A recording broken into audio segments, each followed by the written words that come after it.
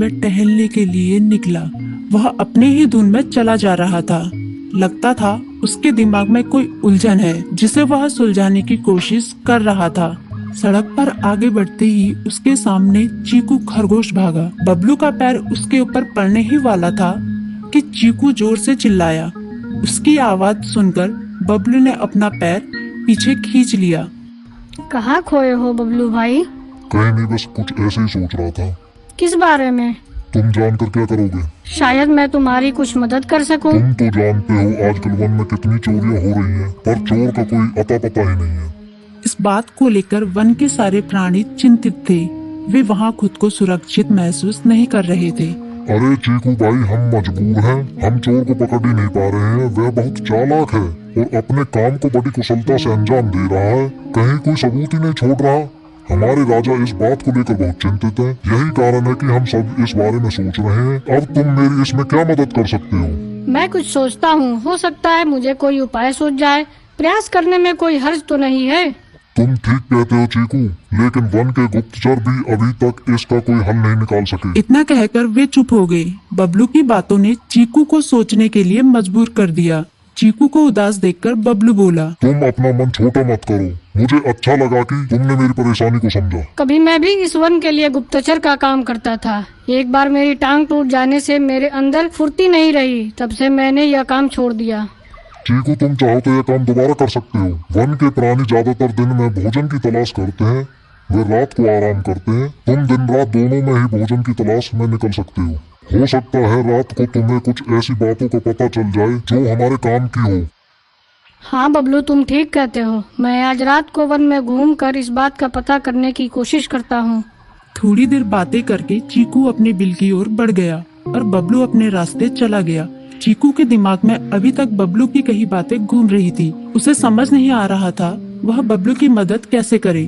दिन भर वह उसी उधेड़-बुन में लगा रहा। शाम होते ही चीकू कुछ सोचने लगा और वह चुपचाप बिल से बाहर निकल आया। चीकू की पत्नी ने देखा तो बोली, इस समय कहाँ जा रहे हो? बाहर खतरा है। खतरा तो सुबह भी रहता है, लेकिन खतरों से डर कर हम भूखे तो नहीं मर सकते। मैं बाहर घूम कर आता हूँ। इतना कहकर चीकू रात को बिल से बाहर निकल आया। कुछ दूर जाकर उसकी नजर बंकू उल्लू पर पड़ी, जो कुछ ही दूरी पर था। वह पेड़ की डाल पर बैठा अपनी गर्दन चारों तरफ घुमा रहा था। वह तेजी से पेड़ की एक डाल से दूसरी डाल पर उड़ रहा था। बंकू की नजर उस पर नहीं पड़ी थी। कुछ सोचकर चीकू पेड़ के पीछे से बाहर निकलकर थोड़ी खुली जगह पर आ गया और वहां से बंकू उल्लू को देखने लगा। बंकू ने चीकू को अंधेरे में भी देख लिया, पर उसने उसमें कोई उत्सुकता नहीं दिखाई और अपनी गर्दन चारों ओर घुमाता रहा। चीकू बड़ी देर तक बंकू की हरकतों पर नजर रखे रहा। वह थोड़ी देर तक खुले मैदान में खड़ा रहा, पर बंकू ने उसे देखकर भी अनदेखा कर दिया। उसने महसूस किया कि बंकू के आसपास चमकू चमगादड़ भी मंडरा रहा था। कुछ देर वन में घूमने के बाद चीकू अपने बिल में लौट आया और सुबह होने का इंतजार करने लगा। अगली सुबह बबलू उसी रास्ते में जा रहा था। रास्ते में चीकू उसका इंतजार कर रहा था। आज बड़ी जल्दी आ गए बबलू। हाँ, आजकल मुझे चिंता की वजह से नींद नहीं आती।